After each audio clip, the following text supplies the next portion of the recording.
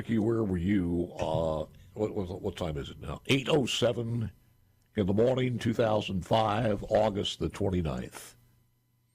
Where were you? And you looked out your window. What did you see? 10-foot waves hitting my house. Literally 10-foot waves hitting my house. Over 20 feet above sea level.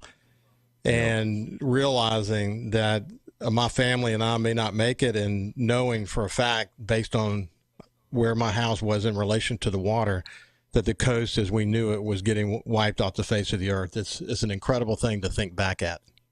Yeah, and we're going to get to the other thing in a moment. I just got to spend a couple of seconds on this, though.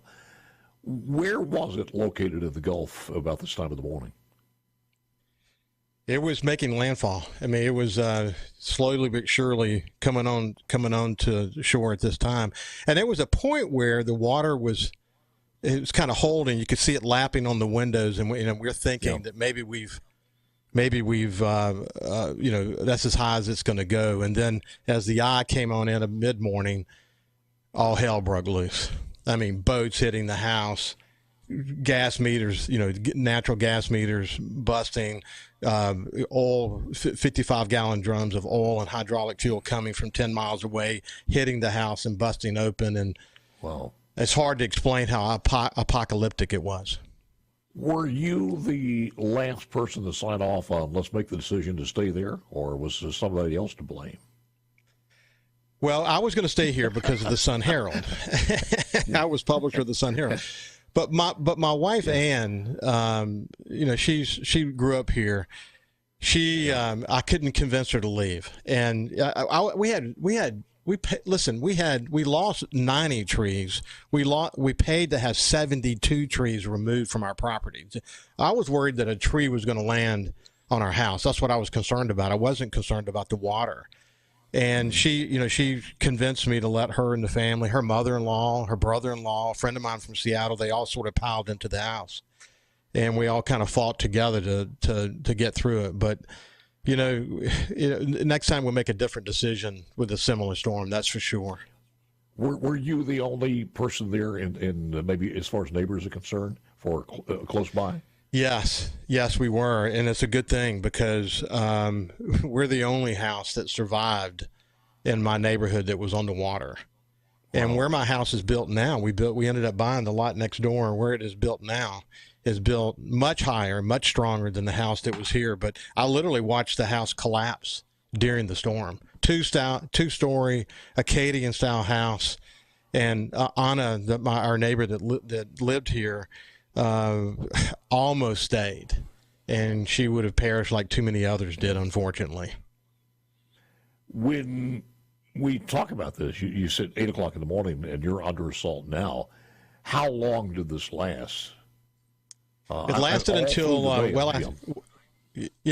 lasted until well after lunch, and then we had waves, and the water eventually started to fall, but for a long period of time, we were just, you could just hear the waves slamming up against the house, and it was just incredible. I've never asked you this. Was there a definable eye that yes. you guys kind of went outside and took a look? No, around? we did. Actually, the Gulfport Biloxi area was actually in the eye wall. It had a 30-mile wide eye. We were in the eye wall, never actually in the eye of the storm. We've been in many eyes over the many years, but no, we never had any relief during the storm at all. It was constant slamming of water and the whole situation. Yep. About that time, when you start looking at around noon, did you have any communications at all to figure out what was going on or how bad it was outside your confines? Yeah, it was interesting. I had a satellite phone because I was the publisher of the Sun Herald, but I couldn't communicate with the Sun Herald. And I was deeply concerned. The operations director at the time convinced me to let a skeleton crew of people stay at the newspaper. I was against it and was asking them to evacuate, but then she convinced me to let them stay. And for a long period of time, I just assumed they didn't make it. And I was, feeling the burden of that. Wow. But I was able to talk with a guy by the name of Art Brisbane, who was executive vice president of Knight Ridder, the company that owned the Sun Herald. He was in San Jose, so I could talk to to him during the storm. And eventually he was able to communicate with the folks at the Sun Herald and was able to relay to me that they survived. And I can't explain to you, that was the beginning of a long series of very emotional times for me as I sort of worked through understanding, what we were going to have to deal with. But unbelievable moment. Ricky, how long was it before you had a chance to go out and drive or walk through what was left? Well, what was interesting is the day of the storm, people who could get to the Sun Herald went to the Sun Herald, but my bridge, you couldn't get across our bridge, and they had it blocked, and there was debris. I went out and tried to convince a local policeman to help me get to the newspaper, and he basically told me to get out of the way. He said that, I don't care who you are, and if you don't stop, bugging me, I'm going to arrest you. I mean, it was literally, everybody was on, at nerves end. Eventually the next morning I was able to make my way across the bridge, and an old guy in a pickup truck, I told him who I was, and I got in the back of his bed of his truck, and we rode to the newspaper, and that was the beginning of a long journey after that. Yeah. Just one more thing. Did you lose anybody that you knew, or an acquaintance, or God forbid, a relative?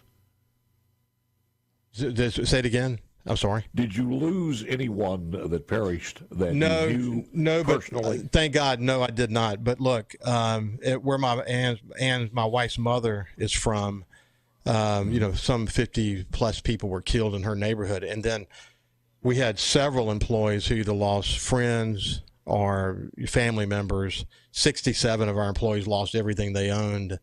It was just a apocalyptic situation, and boy, have we come a long way since then, Paul. Yes, absolutely. It's the power of hope, too, because I had a chance to go down a couple of times, and I worried because we got married on August the 17th during Hurricane Camille, so I worried that we were going to have that same thing like this. The entire coast is just going to be back to where it was after Hurricane Camille. And you worried about that. Boy, was I wrong. Yeah. And thankfully so.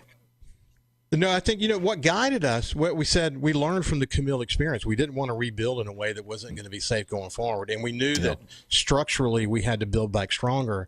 And by doing so, it was going to make us more resilient. So the infrastructure, the bridges, homes, and the building codes that were put into place, the requirements of FEMA to build higher, all of these things I think will help us next time recover faster.